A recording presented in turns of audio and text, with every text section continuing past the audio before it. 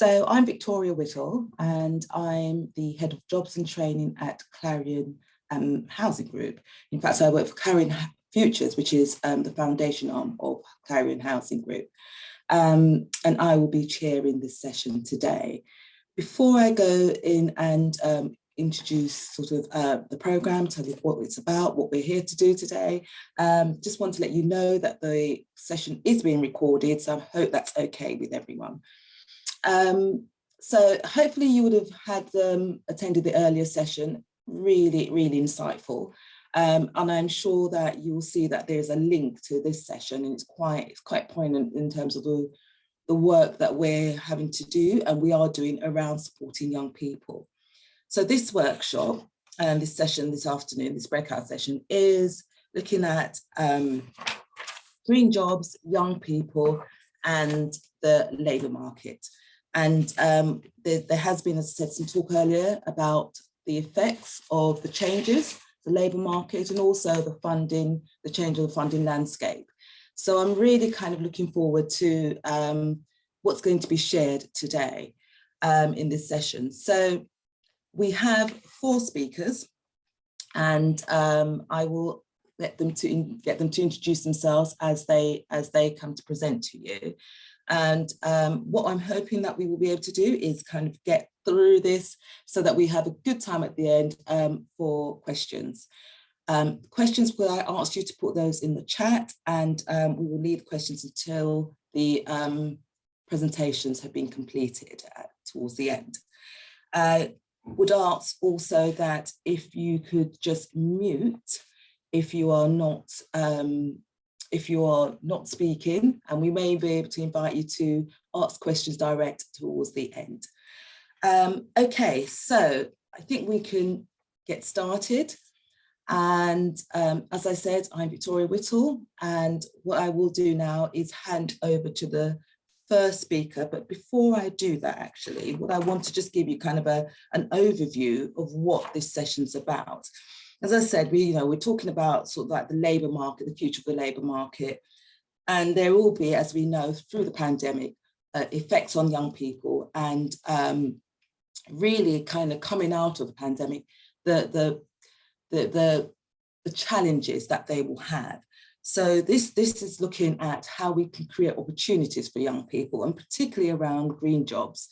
We know that there's an area that the government is really keen for us to push forward, but I think there is some work yet to be done in order for us to be able to kind of provide scope for young people, for everyone really, to move into that, to jobs in that sector. So that's what this session's about, and I'm hoping that, as I said, it is really interactive, lots of questions, and we can get a lot of information through it at the end of the day. So I'm going to start by asking our first speaker, who is Chantel Hampton, and Chantel is Employment and Training Development Manager at Clarion Futures, and she will be running through a presentation, giving an overview of what we're actually doing in Clarion around green jobs, young people, and also kind of wider perspective of the work that we're doing across our programme. And we are a national organisation, a National Housing Association, so there's quite a lot that's going on. So it's a lot for Chantal to try and get cover in 5 minutes, but let's see how we go. So over to you, Chantal. Thank you, Victoria, and hello everyone. Thank you for having me today. And as we said, we've got quite a lot to go through, and I've got a few slides just to kind of prompt that conversation and those questions later on. I apologise, I have turned off my camera because many of you may have seen it was starting to flash all different colours, and I think I was purple at one point. So what I've done is just turned it off essentially. But also it's really nice to see some familiar names coming through into this workout, into this session. So hopefully get some really good kind of questions nearer the end.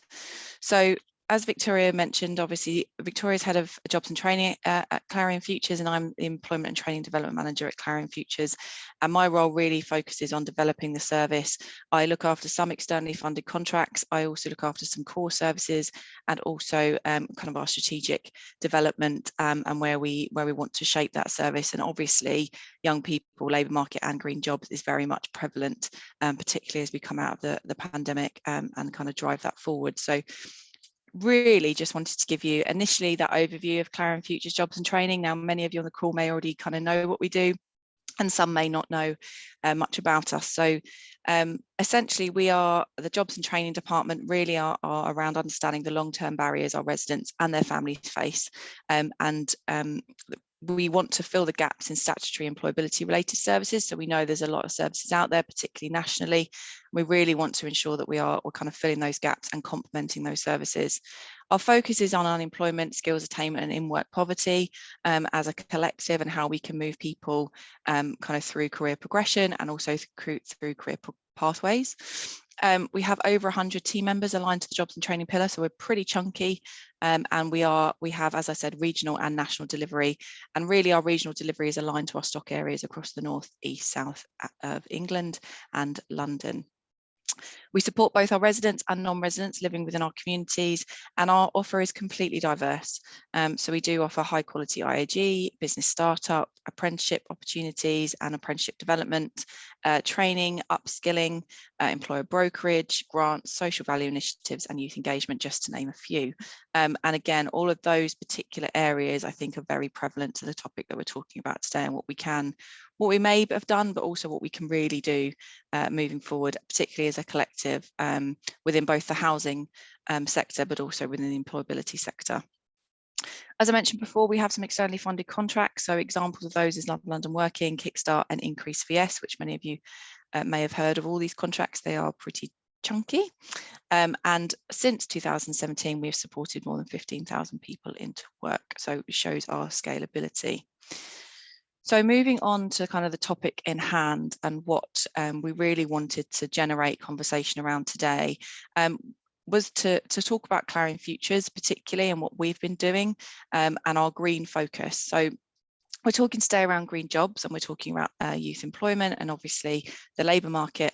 But as I was pulling this together and looking at what we actually do across Clarion Futures, which encompasses our communities team and also money and digital, and kind of strategic partnerships, I was understanding a lot of what we actually do from more of the green agenda and green focus. And it got me thinking about what we could do more of, how we could work closer together, and hopefully, again, trigger some ideas with yourselves about what we could be doing, particularly in that housing space. So these are just some of the examples of what we do. So we have, for Love London Working contract, we have a sustainability board, which runs regularly every quarter, which drives sustainability. Again, that is linked to the contract, and I think there is an opportunity there to now really branch that out. When I was speaking to the chair of that board this week, the focus really around that board has lost, I think, a little bit, because it has been lost a little bit because of the pandemic, and really now it's about kick-starting that again, to drive it forward. And my suggestion has been to really open that out now and drive that across our core and our external funding contracts. We currently lead on the adaptation and trailblazing of relevant apprenticeships, so such as retrofitting or hydrogen installation, and we have a really close relationship with the University of South Bank doing that. So we're really keen to drive that forward and to look at how we can actually shape the skills of the future, which obviously links into both the green jobs but also our youth engagement strategies. So that's a real key player for us, and how we can drive that forward and link that to our own development and learning and development within our teams and our academy. We have green youth programs, voice and action, so they are very much focused within our communities remit, but again, looking at kind of green spaces, what we do with them, and actually how we can use that voice and action to influence a lot of what we do, whether that be recruitment processes, whether that be looking at employer engagement or what we do in our local area, but coming back down to how we actually engage with our communities and engage with young people around what we use our community spaces for and our green spaces for. That links into our youth board and our youth ambassadors. And again, we have regular opportunities to speak with our youth board around initiatives that we've got within Clarion Futures. And I think there's an opportunity, a very clear opportunity for us to continue that conversation and actually look at how we can engage particularly green initiatives or green employers in relation to what young people are looking for and where their career aspirations are, and that youth board and our ambassadors is a really key area for us, because we're engaging with kind of primary school age right up to school leaver and into kind of your 21 plus youth age bracket. So we get a varying mixture of feedback which can really shape what we do moving forward, and again feeds into our career progression kind of focus, where we're looking at school individuals and early intervention moving all the way up.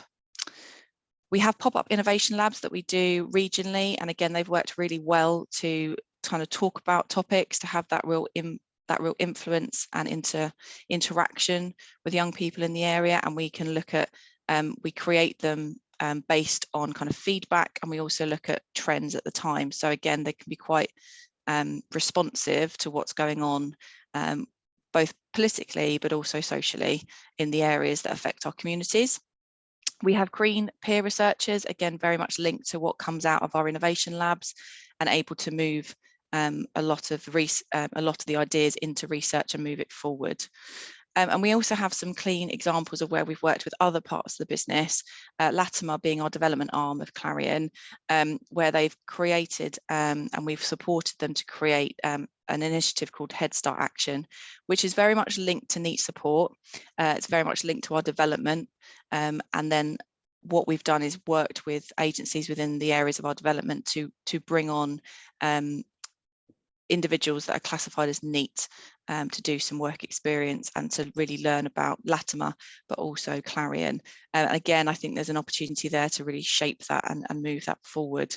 And as I mentioned before, our local school engagement and careers days, we actively, through both Clarion Futures, Latimer, and also our range of teams across our regions, are engaging with schools, and particularly on career days, around sustainable employability opportunities, and also what that means for Clarion, but actually just our wider employer brokerage. So let's talk more action. So this is my last kind of piece really that I wanted to open up the conversation around what we can do and what we should be doing more of, particularly in the housing sector. So we know that as a housing sector, we play a crucial part in meeting the 2035 carbon reduction targets within the UK, whether that means developing new skills or actually doing the physical needs such as retrofitting. Obviously, we recognise that green jobs is an essential part of this movement, and how can we actually do more to make sure that we are moving towards this kind of revolution. I think the main thing for us is always, what is a green job? I think we hear it quite a lot. We hear it in the press, we talk about it all the time, but it's not always very clear what a green job maybe is. And I think keeping it as simple as possible is the best way forward. And for us, it's a job that focuses on reducing carbon emissions, restoring nature, or making similar environmental improvements. And just a few examples of what Clarion are doing at the moment, and our actual recruiting examples, as we are bringing on a director of sustainability at the moment, a sustainability manager, and a number of environmental caretakers, is just to name a few examples of what we would see as a green job within our own business. So what can we do as a sector to drive this forward? So when I was doing a bit of research, I found this study from Good Energy, and I thought it was really prevalent because it was taken in August 2020, which obviously is in the midst of the pandemic and that first round of everything that we were going through. And it still found, now whilst the sample size was quite small, it was 1,000 young people, it still found that in the midst of that, 57% of young people would prefer to work for a business that was environmentally sustainable, with a further 58%. Let's move that out of the way. Thought climate breakdown was our next big global crisis, which I think is a really key statistic and really really interesting to understand where that connection is so prevalent between young people, green jobs, and actually our future labour market and how we shape that. Some key practices, I think we always need to share best practice. We talk about it a lot, but I think we need to have better opportunities to work closer together as a sector in contract areas to really shape what we're doing and what others are doing. I think there's an education piece across ourselves and our colleagues. And actually, I think there is an opportunity to kind of class every job must be a green job. And what I mean by that is that everyone should have an understanding of the impact that their role has on both sustainability and also their environmental footprint. And I think the more education, the better. Brilliant. I think there's some of the key points there, Chantal. I'm going to have to stop you. Yes, no, sorry, I've totally. I think we can pick up when we have our question session, if that's okay. Brilliant. Yes, I'll stop sharing now. Brilliant. And I will mute. Thank you very much. Okay. Again, if you have any questions, do please put your questions in the chat. I'll move swiftly over to Anna Rao now, who's the head of research at the Youth Futures Foundation. And Anna's going to go share with us some of research that they undertook and some findings on that research. Over to you, Anna. Thank you. Sorry, can't hear you. I think you're on mute, Anna. Can you hear me now? Wonderful. Yeah, that's fine. Yeah, my name's Anna Round. I'm head of research at the Futures Foundation, which is an independent, not-for-profit organisation. It was established in 2019 to improve employment outcomes for young people from marginalised backgrounds and work towards a society where all young people have equitable access to good quality jobs, fund innovation and evidence, the evidence base, and we do. Sorry, Anna, we're losing you again. I think if you might want to try turning your camera off and see if that makes a difference. Is that any better? Yes, I think that's better. We'll give that a try. Thank you. Right, I will keep talking. So I'm going to talk about some work which Youth Futures last autumn, and this was published in a report called Better Future, Transforming Jobs and Skills for Young People Post-Pandemic. And the aim of the work was to understand how youth employment to build back better as we emerge from COVID-19, looking at how we could manage the impacts of the pandemic on young people and their employment prospects, but also how we could do this in a way that tackles some of the challenges young people were already facing in the labour market before the world changed in early 2020, and equip them to face a labour market and an economy that will continue to change over the very briefly about three issues. One is the shape of the youth labour market now and pre-COVID employment and opportunities. And I'll talk again briefly about one key emerging sector, which is green growth. I think Rachel's going to go on and talk about that in much more detail. All right, we're still losing you, I'm afraid, Anna. I'm not quite sure.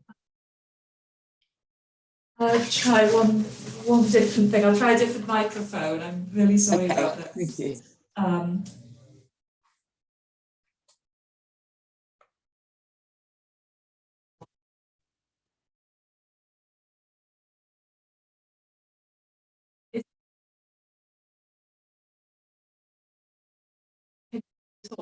No, I'm sorry, we still can't hear you. Sorry, I can switch something else off.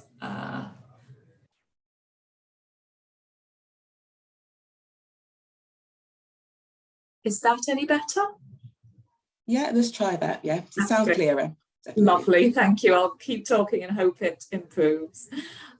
So at the moment, the labour market overall is framed as a really good news story.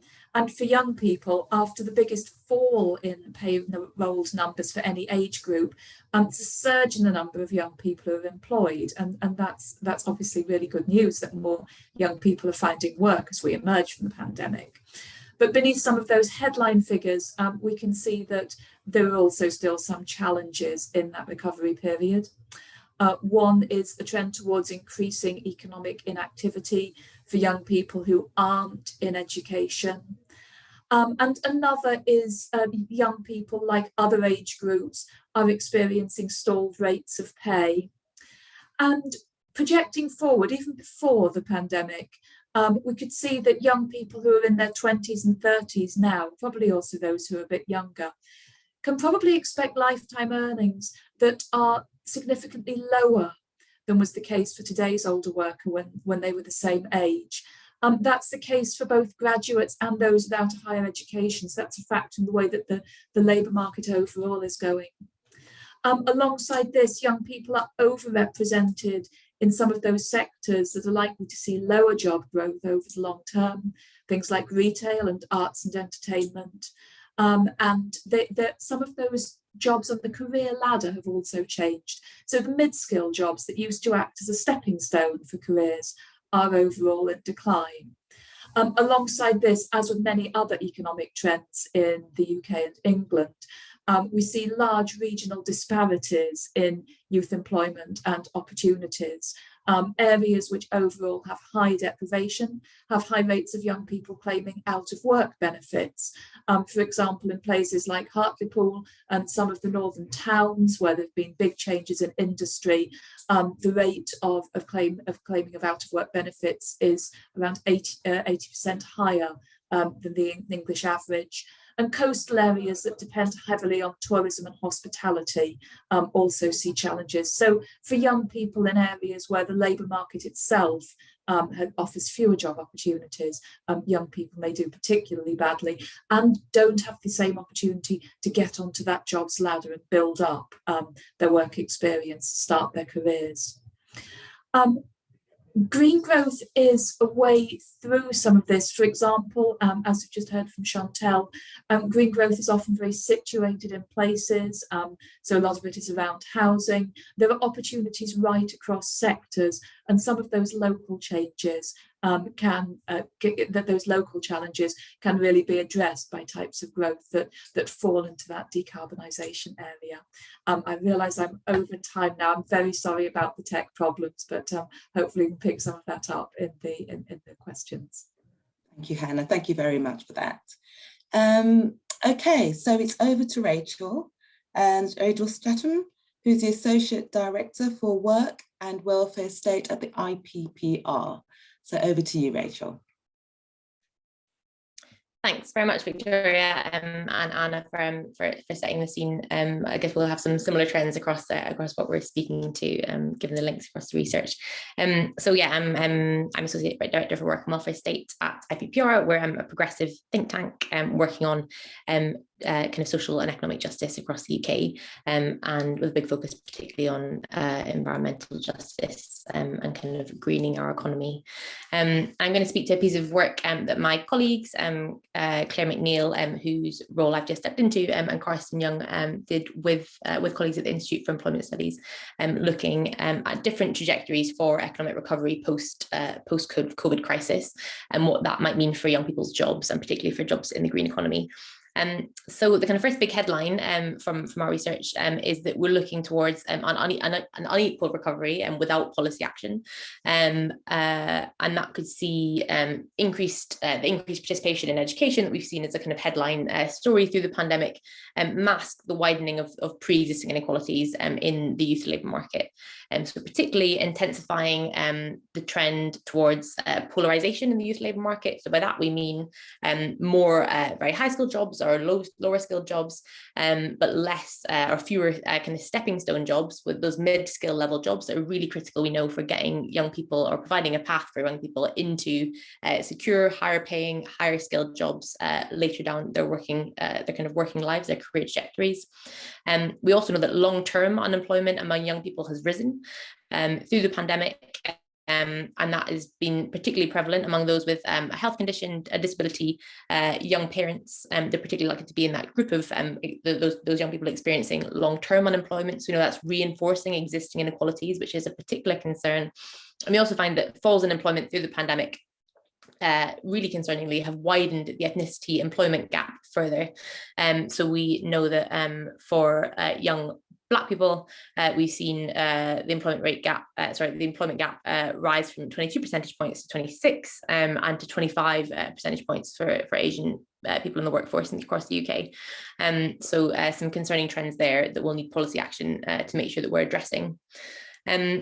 We do, however, in the kind of more hopeful story, find opportunity through clean and green growth, if I can say that. So while we know that climate change and loss of biodiversity is posing a really serious risk to our future kind of economic prosperity, and there is an opportunity to generate kind of future-proof jobs for young people, and including those that are currently disadvantaged in the labour market. And what we do through this piece of research is outline kind of 3 different trajectories for what our recovery could look like, depending on kind of decisions taken by policymakers. So our kind of first and most hopeful trajectory is one for green growth and social investment.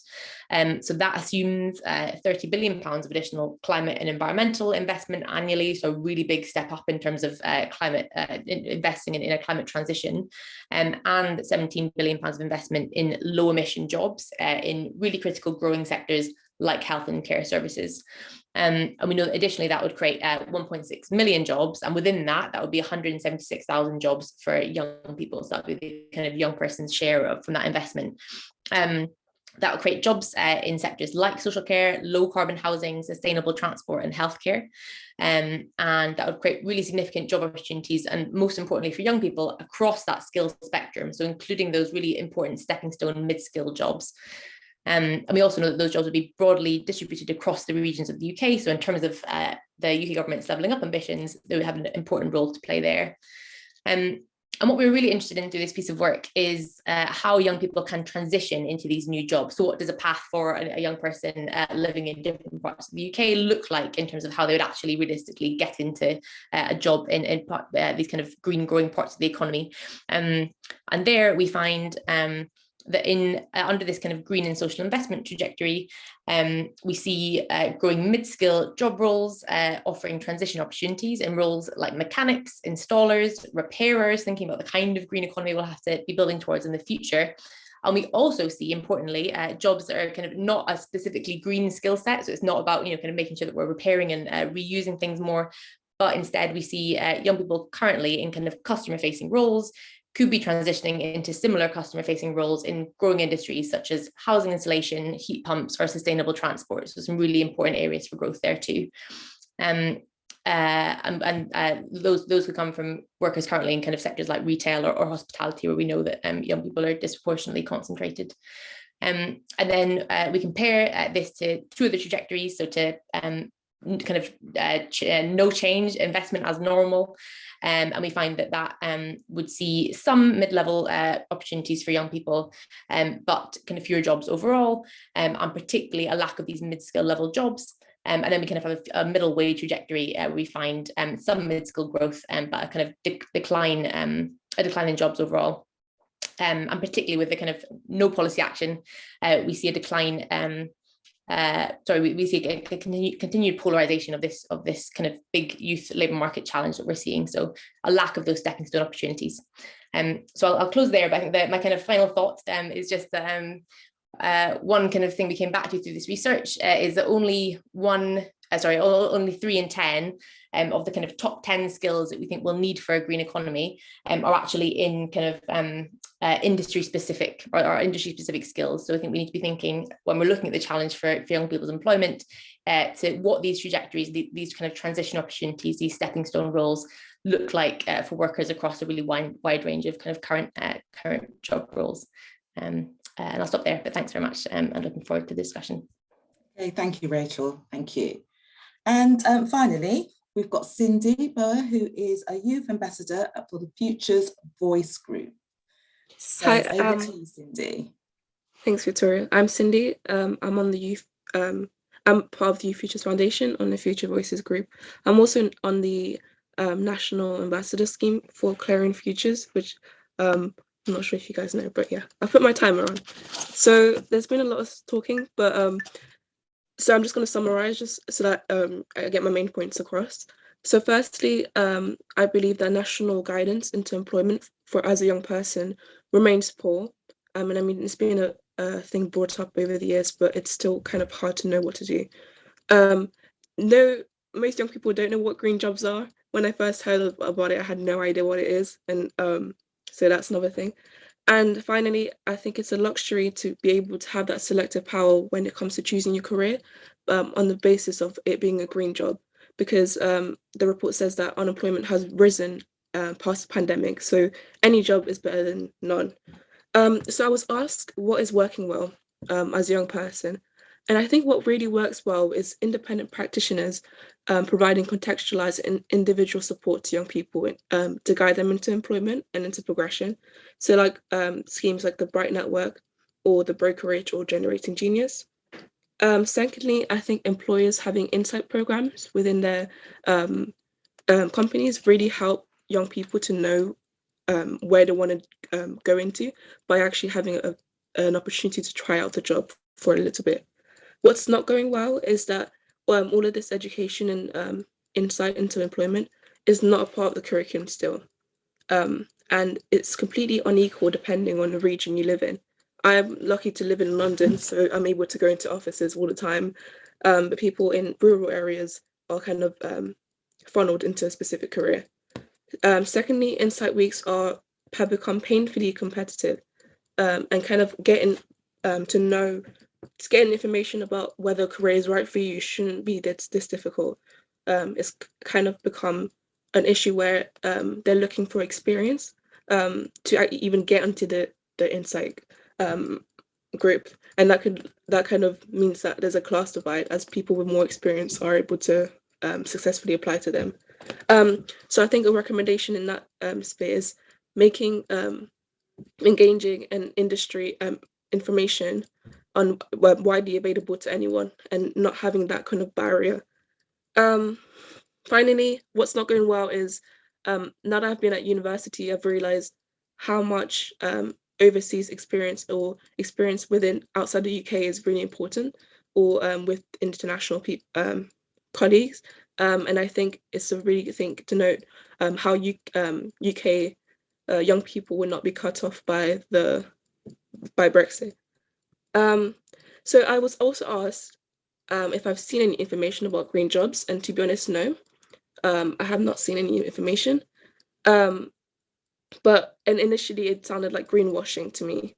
I think as a young person, we kind of have this kind of pessimistic view about like bravado or big campaigns like kind of like hand space or build back better. So I think what is needed is clear and concrete and youth-friendly demonstrations on how green jobs will actually work. And finally, I was also asked, do I think young people have good information about careers and green jobs? I think it's an opportunity to improve. And again, it kind of links back to my point of when you can't even get one job, it's hard to kind of go for green jobs. However, I do really think it's really within it's a differentiating factor within a company to kind of advertise that they are contributing to long-term climate strategy. And it would make me as a young person want to choose one company over the next. So I think there's a lot of opportunity for advertising and transparency in this, because young people are definitely interested in such things. Okay, I got to 4 minutes and 45 seconds, so I'm done. Great, thank you, Cindy. And it's great to kind of hear from one of our young ambassadors, really, in terms of kind of like the experiences. It just kind of, sort of ties into all the research and all the studies we've done around this. So we now have about just over 15 minutes for questions. And I haven't seen anything in the chat, but I'm quite happy just for you to raise your hands. And if you've got any questions for any of the panel members. Any questions come from the floor? Well, I'll start with one. I think it's great to hear about sort of the research and the understanding that, yes, there are these gaps. And for me, I think, and it was touched on the earlier session as well, around the kind of mismatch in skills. And how do you think we will be able to bridge those gaps? What do we need to put in place to make sure that the skills gap does not continue to widen, but it's reduced, so that our young people have the opportunities to move into green jobs, but also other jobs that are suited to them? And picking up on Cindy's point about globalization as well, where are we supporting young people to be able to take those leap forwards? Anna? Yeah, so I'll put my camera off again. Can you hear me okay? Good, great. So I think one thing that comes through the research, I think Cindy also touched on this, is getting good quality advice and guidance for young people locally. That is where they are, that relates to their experiences, and that relates both to jobs that are available in their local labour markets and also wider aspirations. And crucially, that doesn't just set out which jobs are there, but sets out really clear pathways and pipelines between where young people are at now and how to get into a job which is achievable, good quality, sustainable, and there over the long term. Some of that is about understanding how to integrate your career planning into your own life and aspirations. So, for example, looking at which kind of qualification works best for you as a young person. Is that an apprenticeship? Is that a degree? Is it one of the new kinds of qualification? So really making sure that young people have got opportunities to understand what that ladder looks like from here to there.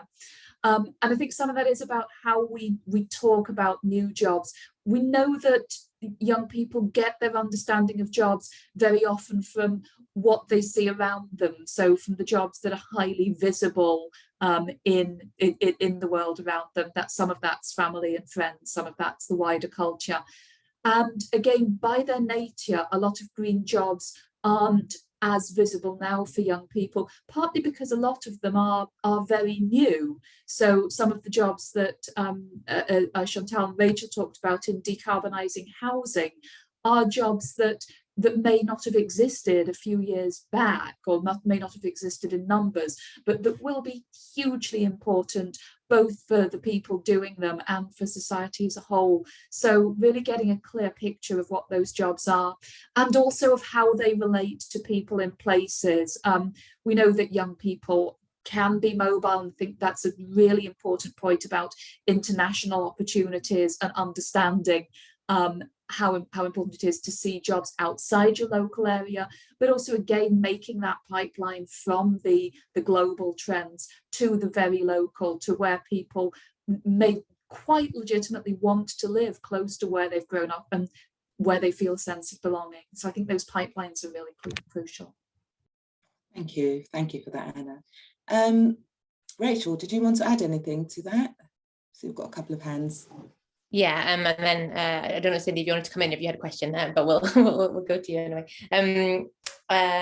So I think, yeah, I mean, I absolutely agree with what Anna said. I think we propose specifically in the report kind of youth hubs, as kind of advice centres where people can go to for that localised support that Anna was describing, that's so critical. And it really matters that it is grounded in the actual areas, the young people are living in, so that they can begin to answer the really important questions that I think Cindy raised really well. What are green jobs? What do they actually look like? And then, how do they actually work? What kind of skills might you need? And I think that needs to be a kind of a deeper engagement process than I think many young people are experiencing at the moment. To make the decision to kind of get yourself on a route towards a qualification for a job, retrofitting households for energy efficiency as an area that we think is going to be growing, really, really significantly over the next decade or so. You need to understand a lot about what that job might look like, and it's not going to be something likely that someone that is already doing, all those kind of things that we know that matter to young people's decisions about what kind of job you might want to do and what kind of a trajectory you might want to set yourself on. It is going to come down to excellent and localized advice and support services. I think the other thing for us is also very much about wider economic investment, in that there only will be those opportunities if we see the investment that we kind of set out with the kind of the kind of green the green jobs trajectory that we outline in the report. And we also know that obviously without that action, we are likely to see further polarization, which is obviously not good news for young people who are starting from a disadvantaged position in the labour market, who are going to rely on growth of those stepping stone job roles, the kind of mid-skilled jobs that can lead to really high quality, higher paying employment over the longer term. So I'll leave it there and we'll go to some other questions. Thank you. Cindy, do you want to come in? Yeah, I would kind of like to challenge that there is so much of a skills gap. I think this is, as you mentioned, that this is like a really new sector, and I think sometimes young people can be underestimated, and that's kind of our strength: innovation and passion and sustainability in the wider good. So I think that yeah, so I feel like because it's such a new sector, young people can really provide that kind of edge to shape kind of what the role actually means and what the job actually looks like in day to day. And I think the key problem here is not having enough like entry level jobs in this place, because I think a lot of people, a lot of companies are just starting out their green job strategy, so they're only hiring for directors or for C-suite. So I think kind of making this entry level access points would be a really good way to go about it. Excellent, thank you. That's a good point. Right, I've got a Cedric Unity Housing. I don't know whether Cedric is the name of the person. Yes, it is. Yes, right. Okay. yes. Right. Okay. Hi. Cedric, over to you. My question, I think, is to Rachel, and it's referring to this polarization between high skills and low skill jobs. And the question is whether you think that the jobs coming down the line, the green jobs, are going to change that trend, or will it just slow it down? And then secondly, is there likely to be some kind of economic pressure to sort of review some of these very valuable low paid jobs, that they might end up being better paid as a result? It's an excellent couple of questions. So I think on the first point around polarization and whether or not we think that the green jobs might make a difference, I think what we highlight particularly in this research is where there are these kind of transition opportunity roles, or the kind of stepping stone jobs, where those might be created, particularly in these kind of growing green industries. And we've got some kind of specific examples, things like carpenters or mechanics, or the kind of roles we might see in the kind of current trajectory. But if we see more green investment, we might see more kind of mid-skill roles in installation or repairs, the kind of trajectories that can lead to high skilled, high paid work that we think is kind of going to be growing in the future. So we think there are more opportunities to kind of manage that polarization challenge, to create those really important kind of mid-step roles through green investment as compared to kind of the status quo. And then I think it's really excellent, your second point on whether or not we might actually see a kind of a more of a fundamental rethink of what skills we value in the economy through the sorts of big economic transitions we're seeing coming down the track. I think there's it's kind of definitely too soon to kind of bet on any big changes. I think there are really opportunities to push to kind of push for a reconsideration of particularly kind of care roles and the value that we attach to that in our current economy. And obviously there's a whole kind of wide range of economic factors that are keeping pay low in those sectors, but there are also a kind of wider set of choices that mean that we could see caring skills in particular more valued, kind of better valued, both because they're green jobs, they're not carbon intensive roles, and because if we look at wider economic trends like technological change and automation, they're jobs that are kind of uniquely dependent on a human skill set that aren't easily kind of replicated or kind of automated or kind of made more productive. And thinking about how we value those roles and those skill sets in the future, I think is a really important kind of policy question as well. Thank you, Rachel. Anna, you have your hands up.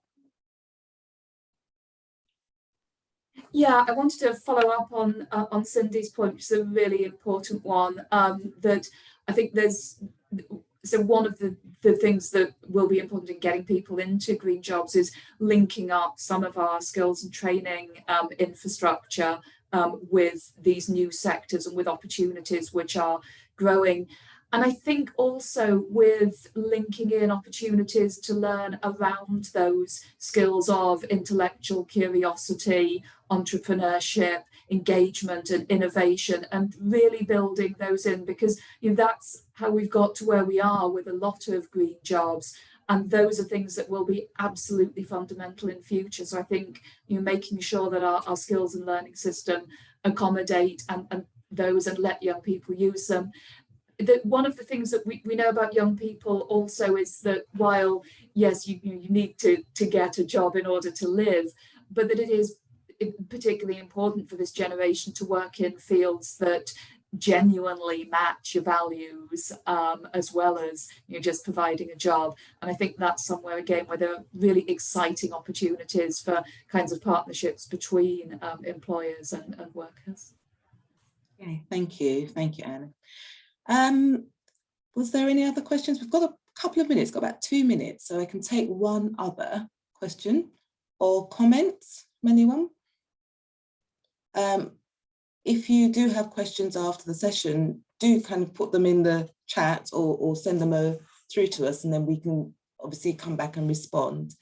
Anyone, any last points before? Chantal, I noticed you had your hands up at one point, sorry. Yes, sorry, I was just gonna, it was just following on from Cindy's point, actually. I think we kind of covered it, but to talk more about not necessarily skills gaps from a young person perspective, but actually when we are engaging with employers around the skills gaps they have within their businesses and the investment needed from within, actually, to look at those entry-level positions and to really grow the green agenda. We have a number of relationships with different employers, and particularly when you're looking at, for example, say the gas industry, we know that there is a severe skills gap within the gas industry with due to the number of or the lack of kind of development opportunities, and also a number of retirement individuals. So there is a big piece there, I think, when we're looking internally around skills gaps and how we can bring the skills needed into the business at the right levels, particularly on this agenda. Thank you, Chantal. Erica. Hi. So mine was kind of in the same line as Chantal's point, actually, really around us using it, more of a comment, as us using this as an opportunity to look at how we can bring together the roles that are available in the emerging industries, but also the support agencies like ourselves, like the housing associations, like the employment support agencies, with the training providers, because I think there's a real risk here that we will create great jobs, create great training programs, have great services, but actually unless we bring it together, we're not necessarily going to maximise the opportunity to bring those roles to young people in our communities. They will go to the grads and people that are more able to access those kind of high level, more experienced roles, and actually we want to create career pathways through a joint approach. So it's really just that I think we can use this as an opportunity to work with broader brokerage and our supply chains to actually make sure that we're getting our customers and residents in there, now. Absolutely, thank you for that point. That's a really valid point, thank you. Just had a message in the chat from Naz, and she said automation jobs are high risk, and Cindy made a valid point. It's important to start to work with young people to bridge the gap, but ensure that the earning doesn't drop. And absolutely, and we did undertake a research with in partnership with the RSA, and it was looking at the risk of automation and the economic insecurity, particularly around housing associations, and how we need to start to kind of look at addressing that and look at the skills gap, in fact. So yes, thank you for that, Naz. And then another comment, agree there's a gap and actually fundamental reform for the entire education system needed. Absolutely.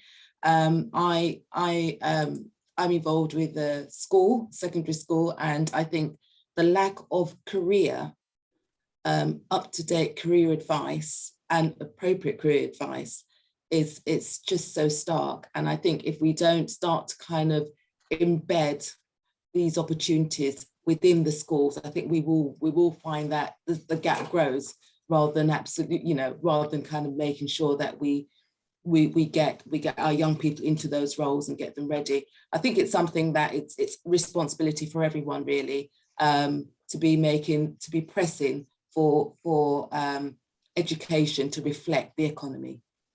It's got to come in a line and much better than it is now.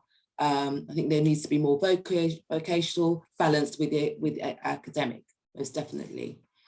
Right, okay, so I think we have actually run out of time. Just to say thank you very much. Do keep putting your thoughts and any questions you have. Do let us have that. And I want to thank everyone, and do remember that we have another session that starts at 12:15, I believe. So you just need to kind of join the link that you was in previously, and you should be fine. Well, thank you again for your contributions. Thank you for being here, and have a good afternoon, everyone. Take care. Thank you.